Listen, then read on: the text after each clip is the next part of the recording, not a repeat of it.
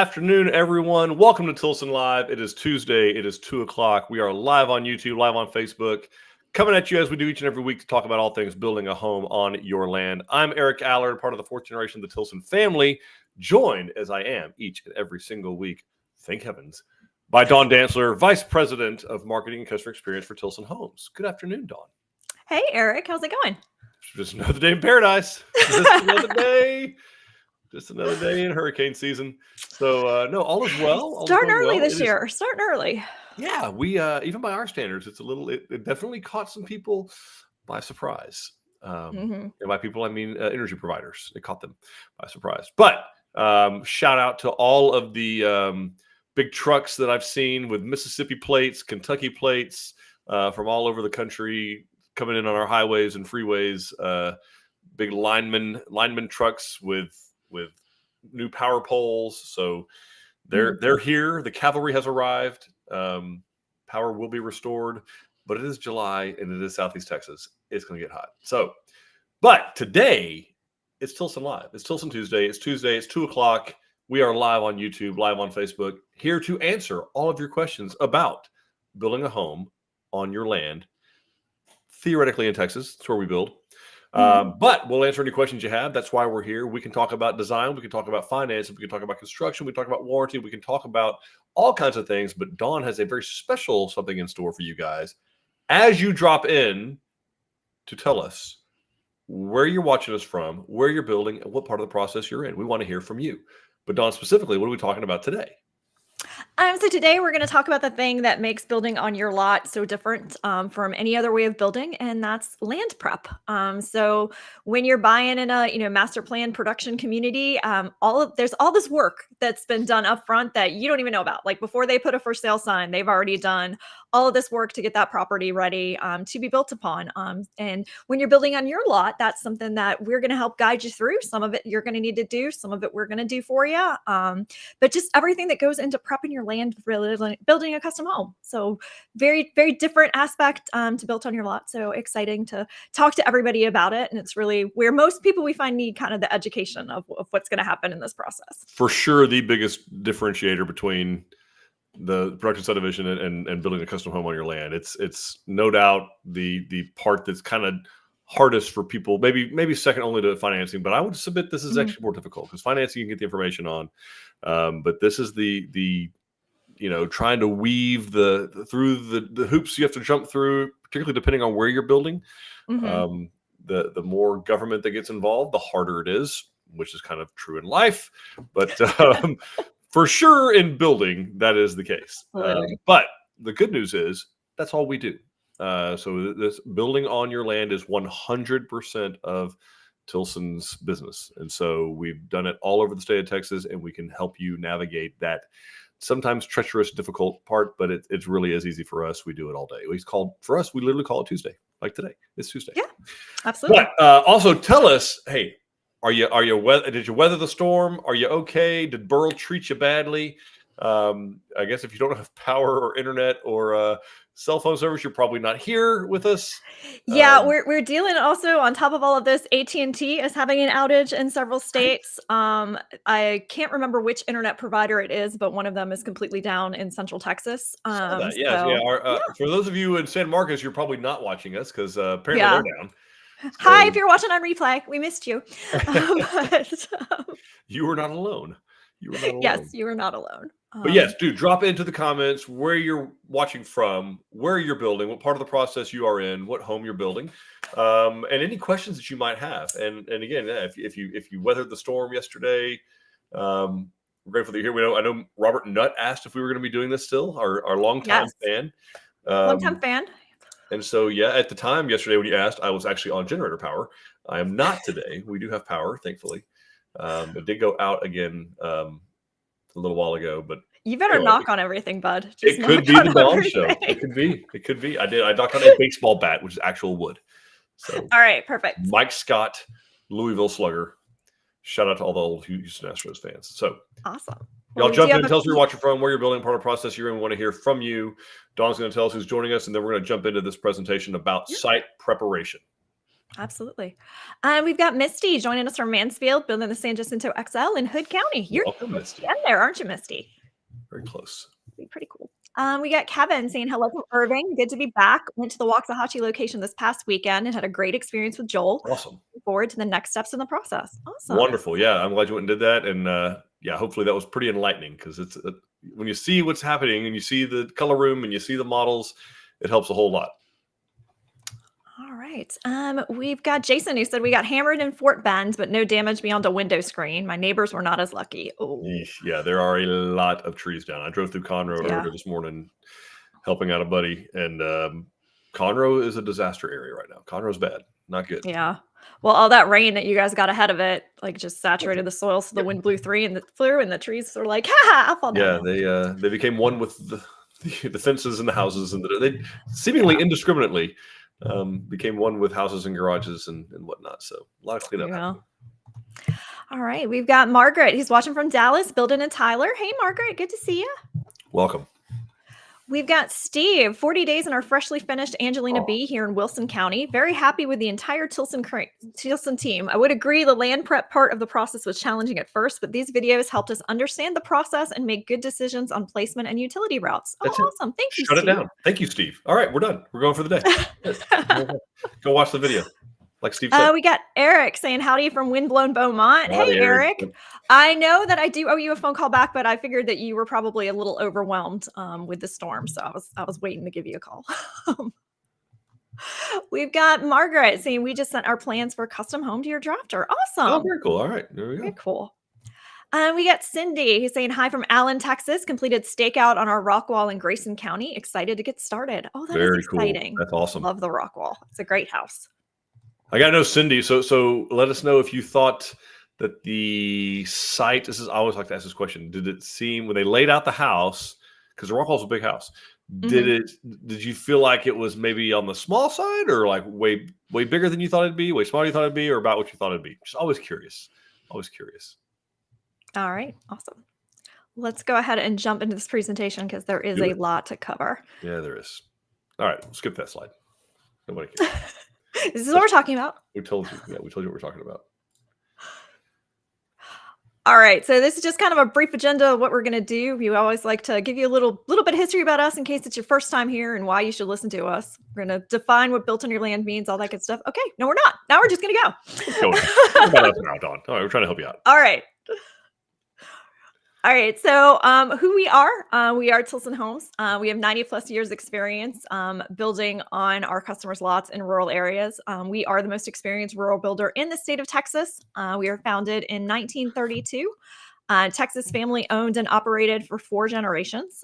We've built over 40,000 homes throughout the state of Texas, all on our customers' own land. And on average, about 10 families a week are moving into a new Tilson home. So that's our experience and why you should listen to us.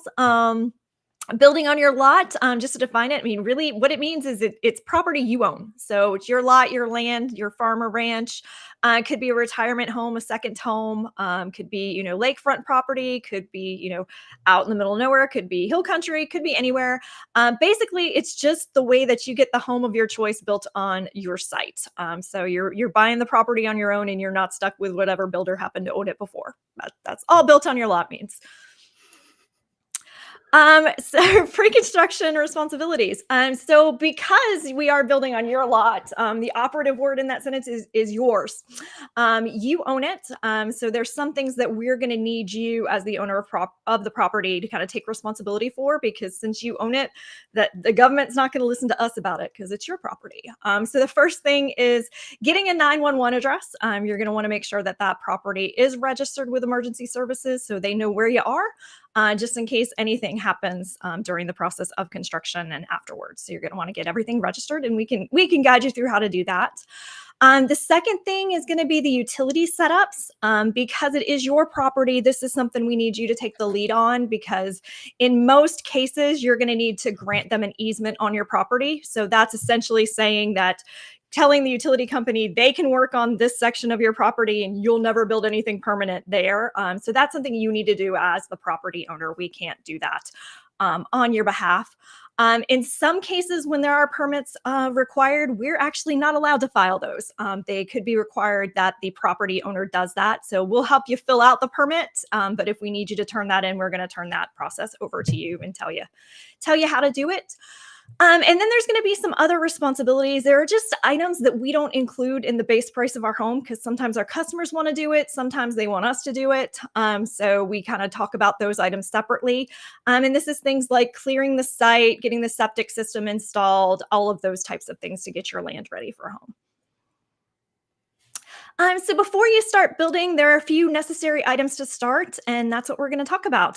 So I'll take you through what documents you're going to need. Then Eric's going to talk about utilities and site access, and then we'll talk about planning out your site and getting it ready to build.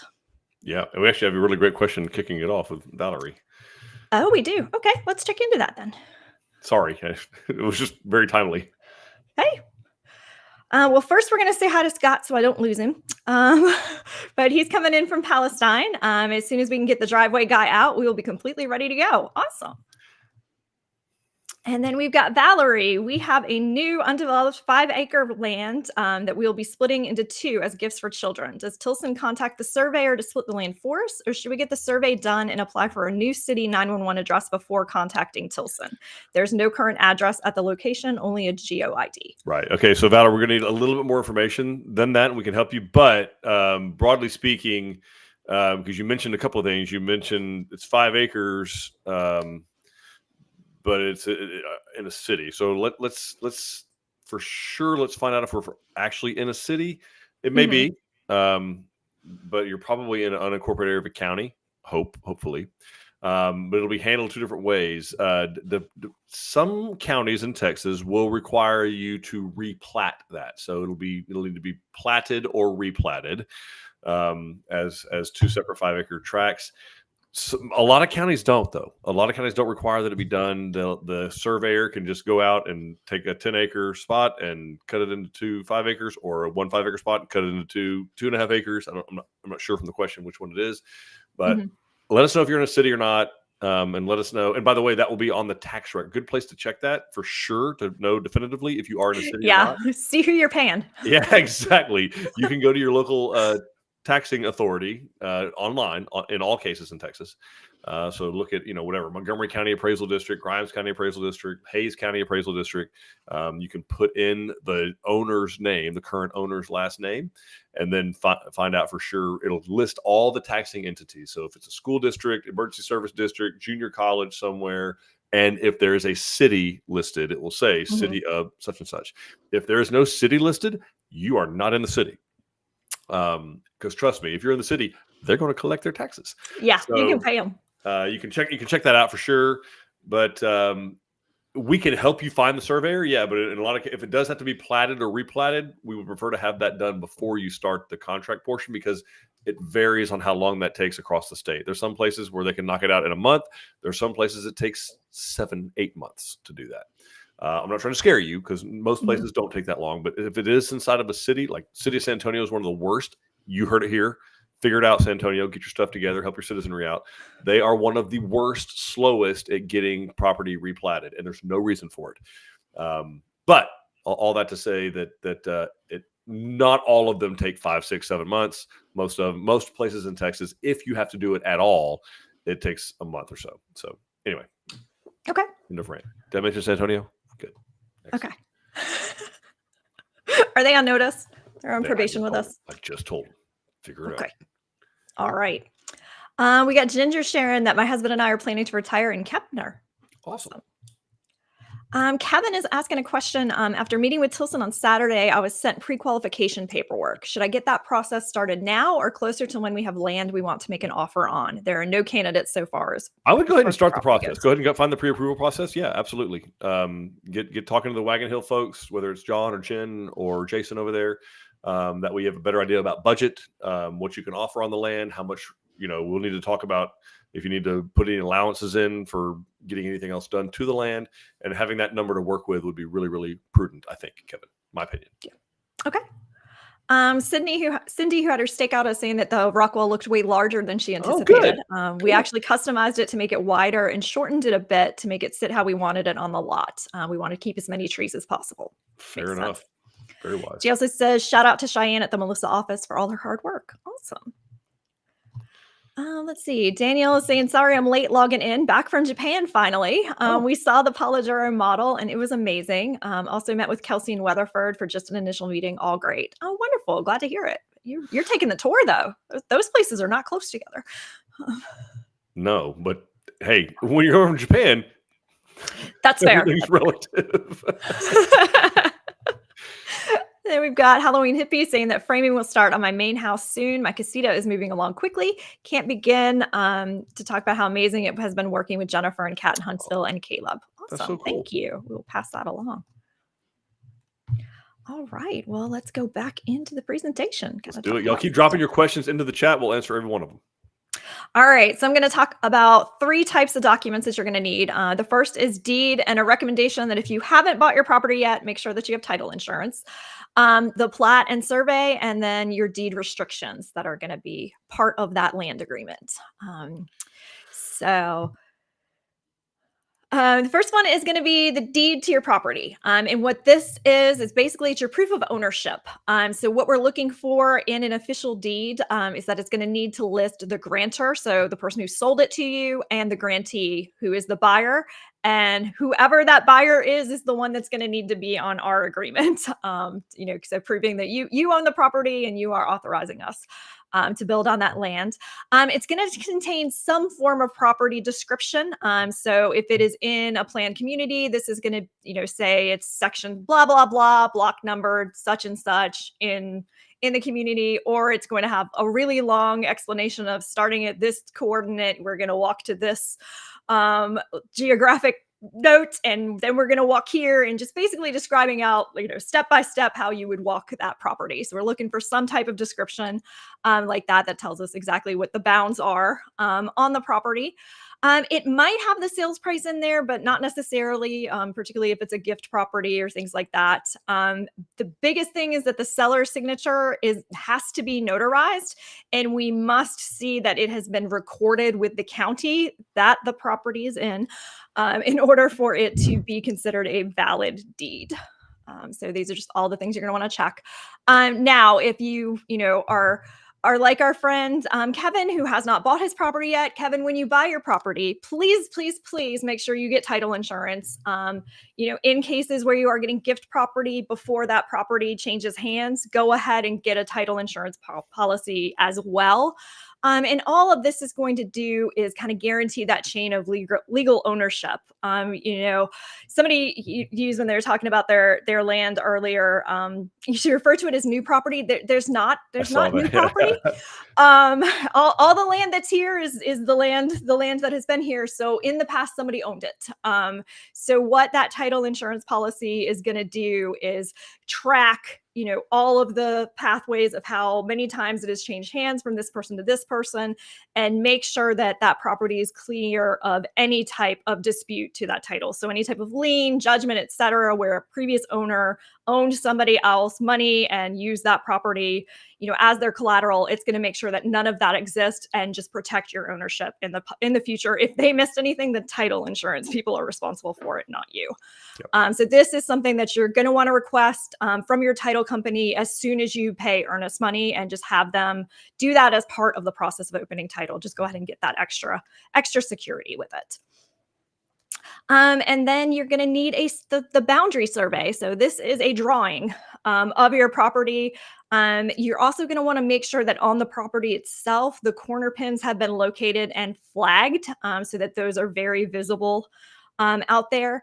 Your actual survey is going to show all of the building lines, easements, and setbacks. And so that's all the places where you've agreed you're not going to build a permanent structure. According to all the restrictions that are on the property. You may not have agreed to it, but this is where we're going to show it to you.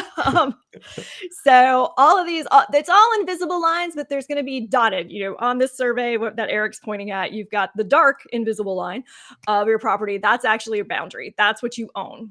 But then within it, you see all of these dotted lines. those are indicating easements and setbacks. And, an easement is where you've told somebody else that they can have unfettered access to your property for specific purposes. So utility lines, things like that. A building line is going to be usually in an HOA situation where they've said, "Hey, I need your house to be so far from the front of the street, the front of the property, or the back of the property," things like that. So those are the setbacks and things that we're talking about. And what's going to happen is when you order your survey, they're going through and recording all of these. So he's going to show all of the imaginary lines that have ever been a part of this property. It's going to give us all of the dimensions. In a lot of cases, it's going to show the flood information. Go ahead and request that if you have any doubt to get that included on your survey. And then it's going to contain your registered professional licensed surveyor's seal and signature on it to show that this is an official document. Lastly, you're going to want your deed restrictions and your covenants. In many cases, your property is going to have some terms and conditions applied to it, is how I would explain it. Make sure if you're in the process of building property, read them all, because by buying the property, you're agreeing to them. And those are going to vary just depending upon where your land is located and how restrictive that area is. But in most cases, it's going to include things like home design requirements. Common things that we see are minimum square footages.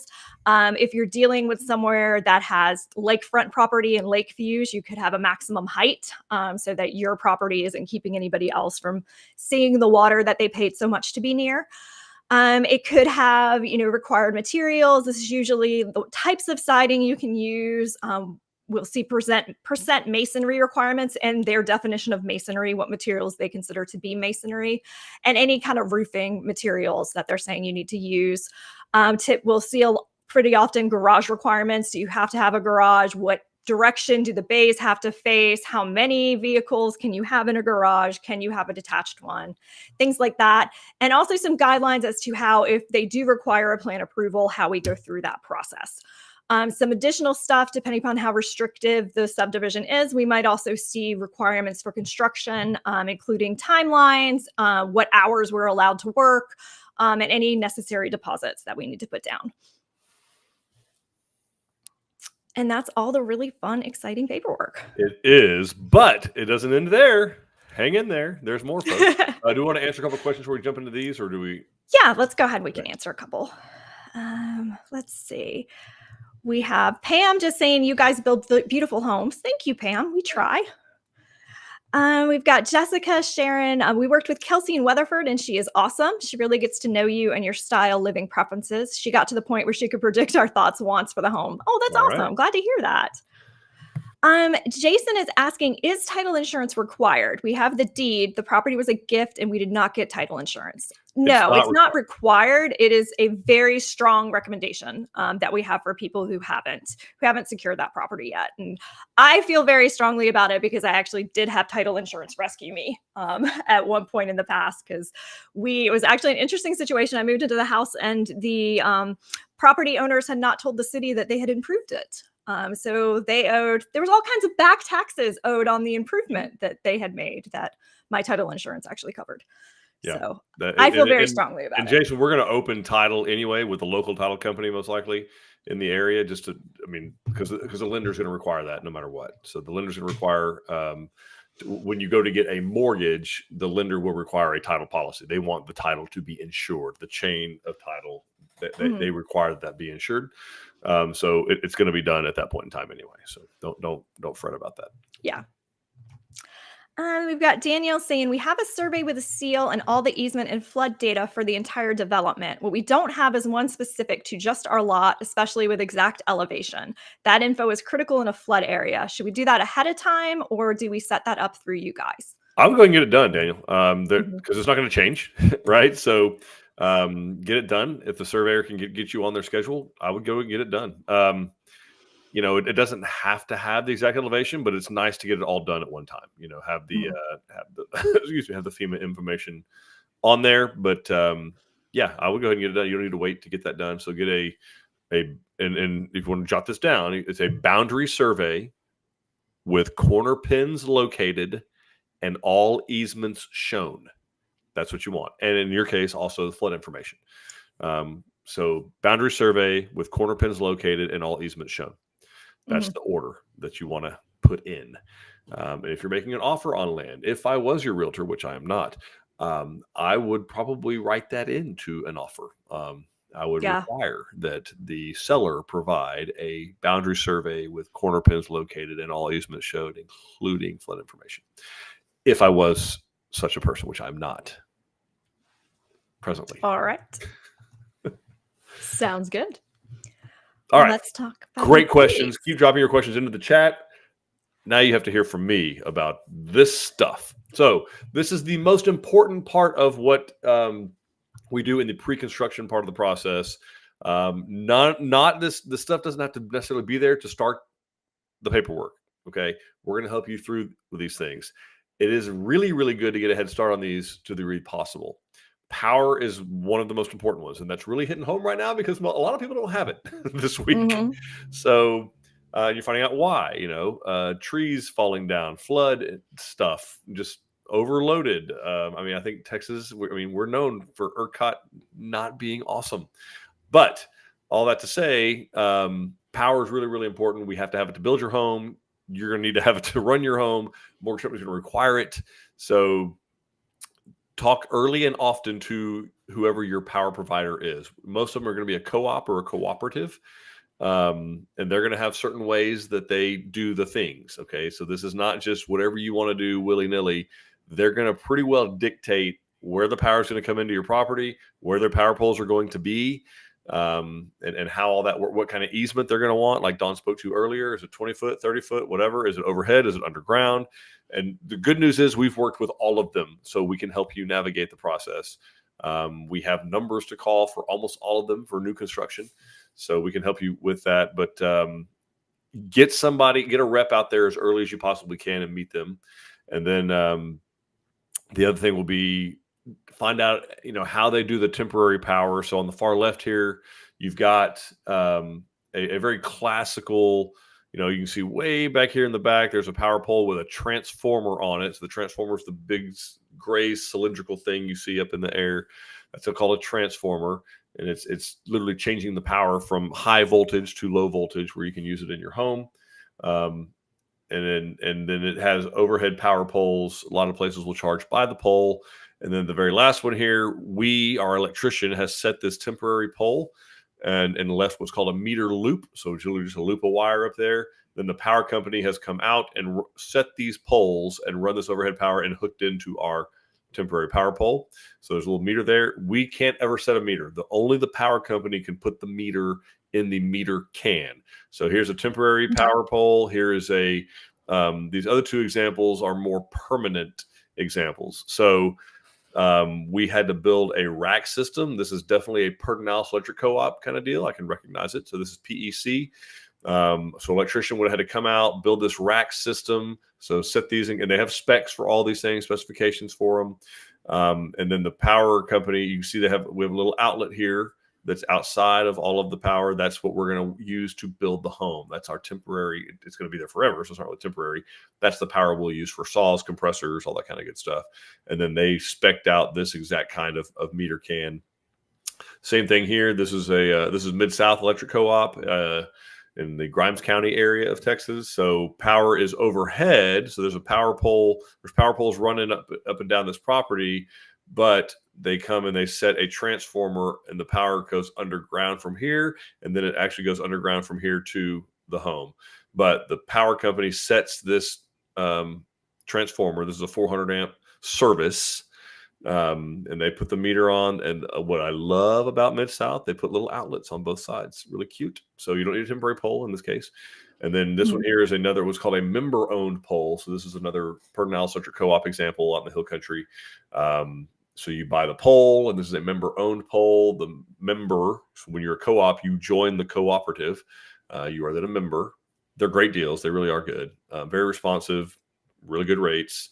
And then we build the service, and then the company comes and sets the meter in the can once it meets all their specifications. So we just need you to get an idea of how this is going to be done, how you want it done. We can build it on the house. We can build it on a pole. We can build it wherever you need it done.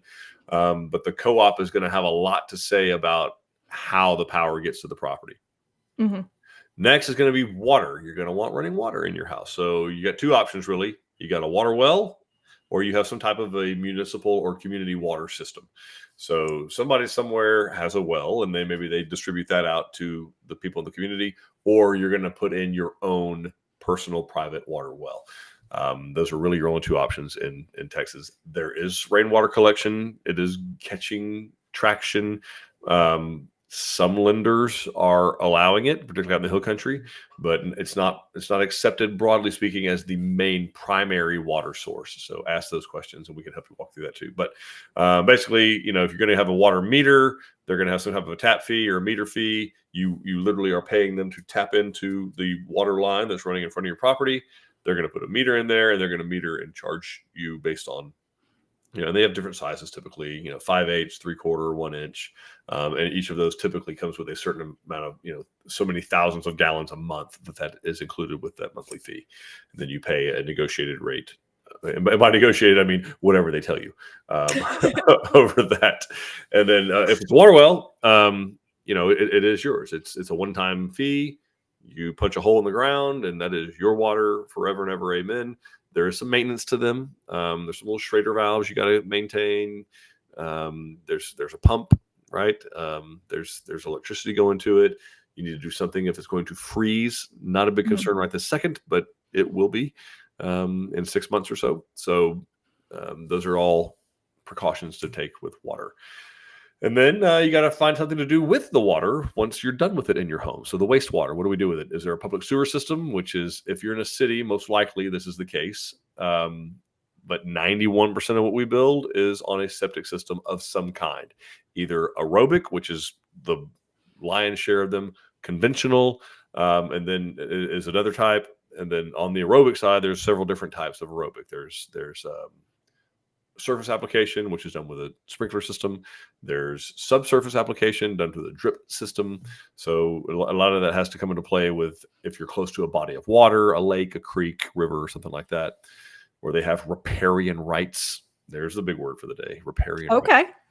It just means river. That's all it means.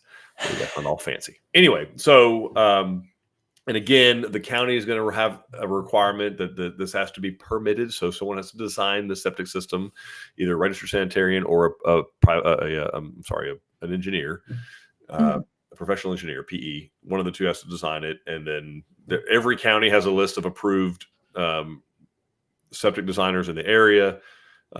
We can handle this for you. We'd be glad to do that for you. We get it all handled. We do the design, we do the permit, we do the application, we do the 2-year maintenance agreement, which is required by law. All that's done by us if you want us to do that. Okay. And so there is a process to that. So they take it, they do a percolation test. So old coffee percolates through a filter and makes coffee. So they're measuring the same thing with your dirt.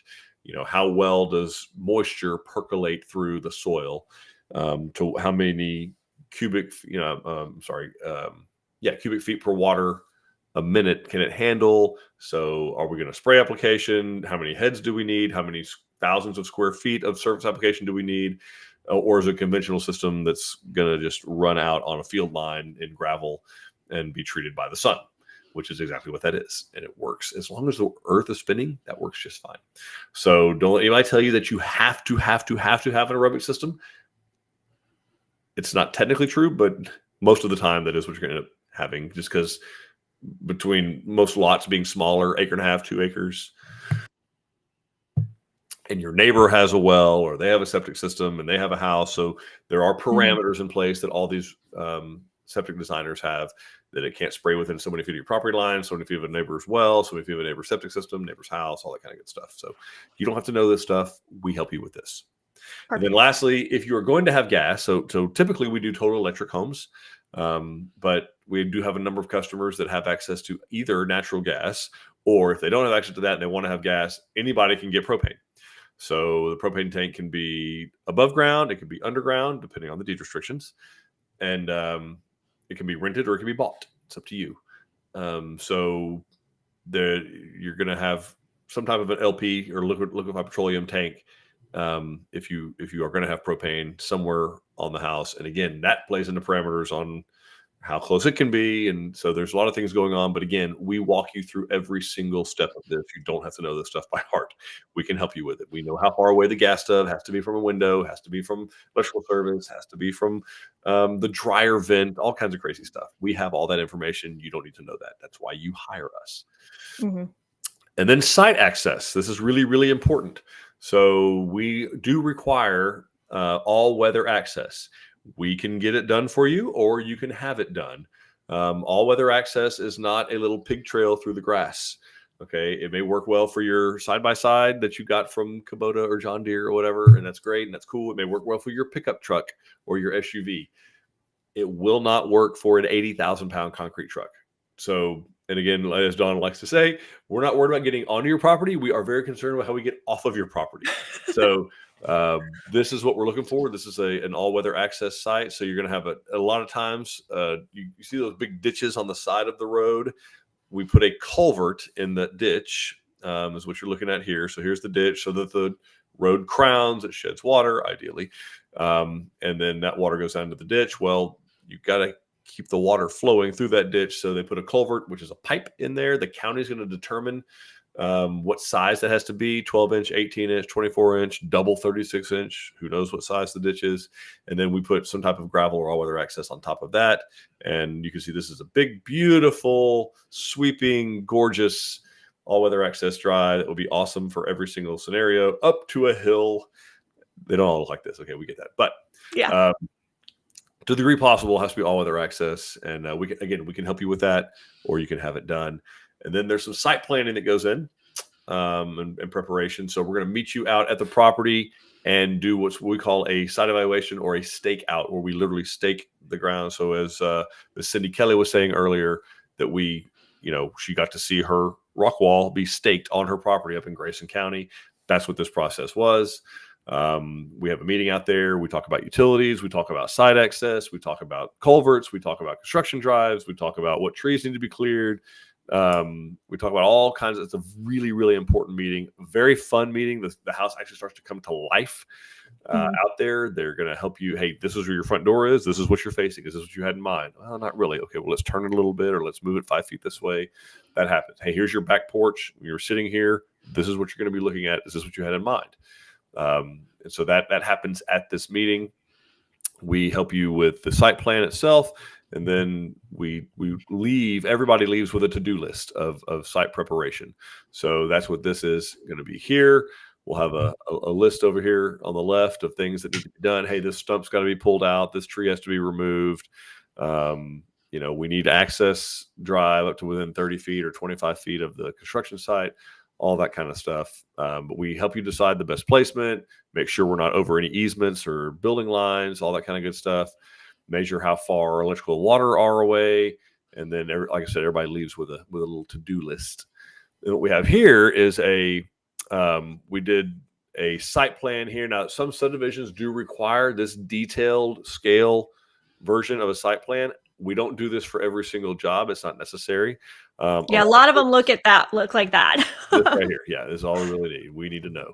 But if you are in a deed restricted subdivision that does require a site plan, we include that. We're going to have that. Our design drafting team will do that.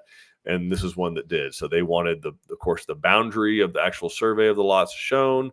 They wanted to know what the utility easements are. They wanted the building lines on here. They wanted where the proposed septic was going to be. They wanted to know where your water and electrical were going to be coming to. They wanted to know where the proposed driveway was going to be.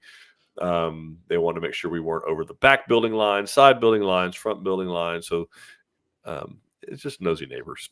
Architects are just nosy neighbors. So they are there to protect property values. I understand that. So you buy an acre lot, you don't want to be your neighbor right on top of you. So totally understandable. But this is just kind of an extreme example of some of the cities and subdivisions that do require pretty detailed. So we'll be out there a while because we're pulling measurements from the corner of the home to all of these various property lines to ensure that we're not over any property lines, any easements, any setbacks, all that kind of good stuff, and that we're meeting and cooperating with the deed restrictions. And they're called restrictions for a reason. They are there to restrict. So, And then at the end of that, then the site clearing begins. So trees, stumps, all vegetation will have to be removed outside of the footprint of the home. Doesn't have to happen right away, but we will mark and talk about what needs to be done at this meeting. And again, we can have this done for you. You can have it done. We do it all the time, so it's pretty easy for us to get this stuff done and get you some bids. We just don't include it in the base price of the homes because we never know how much someone's going to actually need. So I don't know, are you 50 feet from the road? Are you 500 feet from the road? Are you 5,000 feet from the road? We have some jobs that are a mile or more in. So obviously there's not a one size fits all for this, but good news is we've built in all of those situations. Lastly, groundwork would then begin. So if we are doing the clearing, so in a lot of places we do include it, like Texas Grand Ranch, Republic Grand Ranch, a lot of those kind of situations. It already includes hydroaxing, clearing, 1 acre spot for the home and septic and garage and driveway and all that kind of good stuff. But we would let you know if we're doing all that stuff, and if we're getting the clearing done in your area, we would start that work, and then start your foundation prep, get all the organic material, all the natural vegetation out of there, and then make sure that there's positive drainage established so that water flows away from your home when it rains. We don't trap water anywhere. Then after all that very fun stuff is done, we will actually get to start construction, which is where when you walk into a master plan community or subdivision, this is where you're starting. This is where you start. The entire 40 minutes that's led up to this doesn't happen. And so that upfront part takes about 3 or 4 months, all in, between design and permitting and percolation tests for septic systems and septic designs and septic permits, applications and revisions and all that kind of stuff. But again, don't be overwhelmed. We do this all the time, so we can help you out.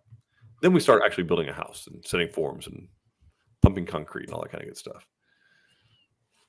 All right. So this was everything we went over. If you're late, you can rewind and see the rest of it. But this is everything that's involved kind of in preparing your land. And then, like Eric mentioned, at the same time that all of this is going on, we're doing all of the what I consider more fun stuff of actually like designing your house and picking your colors and doing all of that to get ready to build. And then we build. Beautiful. Beautiful. Now, there are questions. There are questions. So, and do drop your questions in. We want to hear from you. We want to answer your questions to make sure you understand everything that we're talking about here. And not just about this. If you guys have questions about design or financing or anything else about building on your land, we'll answer this as well. If you like a chainsaw review, I can give you one of those. I've been using it a lot. Yeah, well, best chainsaw to get these trees cleaned up. Yep, Eric's got you covered. I've got you covered. We got Rosemary, Sharon. We plan to see Michael and Brian this week. Oh, very cool. Next week. Excited. That's awesome. We get to they are open and up and running. They've got power. I checked on them yesterday afternoon. Models look good. Power's rolling. They're good to go. Yeah. Then we've got Jason asking, is a 14-foot wide drive access big enough? Plenty big. Yep, plenty big. That'll work just fine. So most gates are going to be like a 16-foot wide gate if you're doing that, and then a 14-foot wide access is plenty. That's great. All right, perfect. And then Rick's got a couple questions. He's asking, what is a typical range for about a half acre of clearing? All right, so it depends on really where you are in the state. So in kind of the Gulf Coast area, we would call. So let's call that east of Bastrop.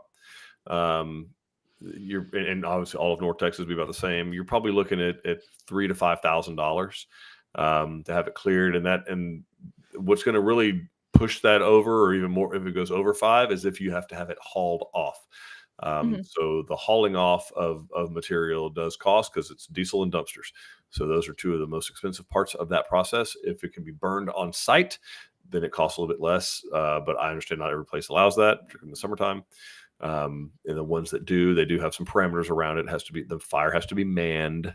You have to have water there and all that kind of good stuff. And by manned, it just means someone has to be there. It can be a woman. I don't care. But it has to have a human. It needs to be personed so that someone can call the fire department should things get out of hand. But I mean, what they do at a lot of time is they'll start in San Jacinto County. Oh yeah. North of 190. Yeah, so you're probably talking closer to that $2,500 to $3,000 range. Most of that will just be the mobilization of the equipment. So I would budget 3 to 5 for that, and then we can definitely burn in San Jacinto County. so they can usually start that going. Where as soon as they get there, they'll push the first round of trees down, get some diesel, start the fire, and then they'll just keep adding to that pile. And I know people think no, green stuff won't burn. I promise you it will burn, and it burns hot. So okay. And then he's asking, do septic systems need to be lower elevation, or does that matter? All right. So I did go to Texas A&M, and they taught us a few things about physics, and that is water goes downhill unless you pay money. So the short answer is ideally, yes, they are lower elevation. They don't have to be. If you do need to pump your septic uphill, if the septic's going to be up from you, which is all the time on lakes, right? Then you will have to pay for what's called a grinder pump. So, which is it's exactly what it says it is. It grinds up the solids and it pumps it uphill to the septic system. So, no, we do both kinds, and our septic designers and installers also do grinder pumps. We find those a lot in the hill country. We have to do a lot of grinder pumps. Some subdivisions that have sewer also require grinder pumps, so not uncommon at all. Okay. We got Phyllis saying, if we are having a shed built with facilities, hopefully should that be discussed during the design process or during stakeout? How do we approach this and when? Yeah, definitely both design and stakeout. Tell your sales consultant what you're planning on doing, because they'll want to articulate that information to the stakeout representatives to make sure that they have that on their radar when they show up to your property of what all's trying to fit where, because they do some quite a bit of preparation for that meeting. That's why we require the survey up front. So we have that, they have the plan. So they're scaling, before they ever meet you and set up the appointment, they're already scaling kind of where the house could go on the property, how wide it is, how deep it is, where the building lines are, where the setbacks are. So if you're considering things like a pool, outbuilding, a shed of some sort, that definitely tell your sales consultant, but also, let your land preparation specialist. The land preparation specialist. And if facilities is your polite way of saying there's going to be a bathroom in there, we're going to need to let the septic people know that too, because the designer is going to have to take that into account of how we're going to connect that. Kevin is asking, do you do heated floors and or driveways? Not driveways, not that I've seen in our neck of the woods. Those not a lot of call for that most times. They don't freeze. But we have done heated floors before. It's been done with PEX that I've seen, and also there's a wire mesh you can do. We don't have like a routine price for it. We just do a price request. But yeah, it has been done before. We've done the bathrooms, but it's not very common. But driveways, we haven't seen a need for that. I'm trying to remember. I know you met in Waxahachie. Man, you'd be hard pressed for your driveway to freeze in anywhere in Texas, with the exception of the Panhandle. And if it does, you're in Texas and everything's closed. Yeah, we're going to shut the whole state down anyway. Don't go whole state closed. Don't go out. Nobody knows how to drive. I'm sure you're fine, but you're not the person you need to worry about when you're driving. No. I found that out today driving back from Conroe, and all the red lights being out. We discovered very quickly who did not attend that day of driver's ed.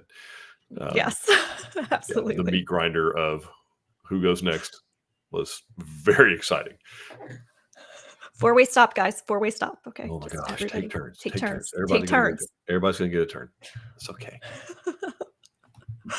We got Jason asking, do I have to be under contract to get the stakeout done? Not necessarily, Jason. We do have some cases where we'll go out and do a site visit, site evaluation, but you do need to at least have what house you want picked out, the changes made to it, and a survey. Those two things are key components. We do need to have those to have any kind of substantive conversation about what we're going to do out there. So I'd do it for you, Jason. You're here a lot.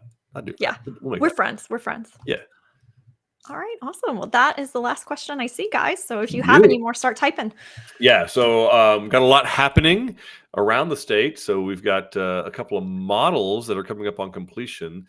The Lone Star, I think, was being merchandised. It was supposed to be merchandised this week. I don't think it's happening. And by that we mean we're putting furniture in it, guys. That means right. we're staging it for you guys to see it. So the house itself is done, and we are moving in all the furniture. Yeah, very nice. And then we've got the Arlington and the Refugio and Angleton. I think they're still all right. They're there. They are definitely there. They do not have power presently. But they didn't have it before either, right? Were we quite there yet? We were getting close because we Pretty had much. tile. We had tile, and we were starting to do interior paint. Yeah, no, they look great. They look really, really good. Angleton is not open presently, so you can't go see those. We don't have power in Spring or Katy or Angleton or Huntsville. Or Huntsville. Yeah, but we can still answer questions. Yeah. And then we do have 3 in-person seminars this weekend. So you can go and check those out. Those are, I believe, in Waco. I want to say Waxahachie. Let me double check. Just throw some names out there. It doesn't matter. Waco, Waxahachie, and Bernie. So all places that have power and have had power the whole time. So you should be good to go, knocking on everything unless something else happens. So they're good. And each one of them is doing a different topic. So it'd be a great time to come out and kind of sit with like-minded people. Let's see. We have a question that came in from Lisa.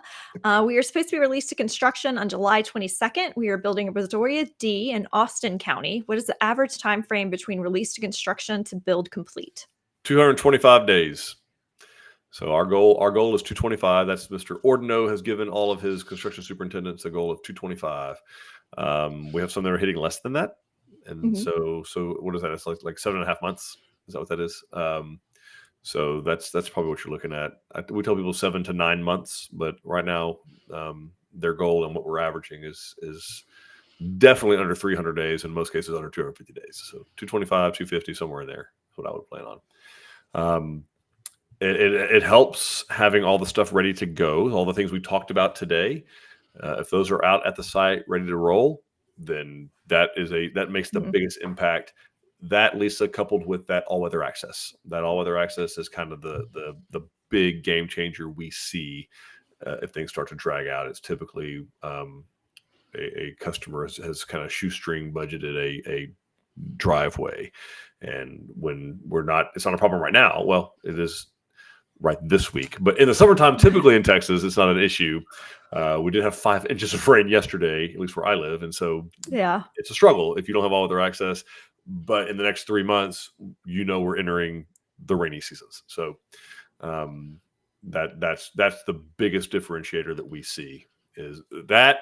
So all-weather access, power, and then getting your septic in a timely manner after the exterior of the home is complete. Those are the kind of the big 3 that we see tend to drag houses out under construction. Okay, perfect. Then we've got John saying another informative and entertaining shows. Prayers for everybody's safety down there. Thank you, John. Appreciate that, man. Yeah, it's been a wild 48 hours to say the least here. We were definitely caught off guard, I think, as a citizenry in first week of July in Texas. We're typically September. It's only a Cat 1. It's fine. Right. We know. It's kind of the attitude. That was the attitude, and now no one has power. So anyway, all good. Everybody hanging in there, staying safe. Appreciate y'all bearing with us. I know some of the offices are closed, so thank y'all for bearing with us on the other offices. I know all the other offices are answering phones, so you folks in the Waxahachie and McKinney and Central Texas, and you guys, thank y'all for picking up the slack for us and answering those phones for the offices that can't get to theirs. It's a good Tilson family thing to do. We appreciate that. Thank all of you for watching and tuning in. So we hope this was informative for you. We think that it probably was, but it doesn't end here, right? We have a Facebook page where you can talk with like-minded people that are on here of the community, people that have done this already, people that are at the same stage that you are. They'd be glad to hear from you and glad to answer your questions too. We also have a website open 24/7. Tons of great information on there. We got a new home specialist that are on standby to answer those high-level questions, talk to you, get you set up on an appointment for any of our locations, which are open 7 days a week normally, when they have power and air conditioning and internet. Right now, air conditioning is the main thing. Air conditioning is a big deal right now. It's a big deal. I love it. We're like at day 1 of all of the no one has power right now. We're like, oh, it's so cool. We're meeting our neighbors. Like, hang in there. We're grilling everything that was in the freezer. Exactly. Yeah. You give this 3 or 4 more days, and it's full on third world developing country stuff. Like, we're slitting throats for gasoline and all kinds of crazy things. So hopefully we make it past that point. and everybody gets power restored and air conditioning restored because it's going to get hot.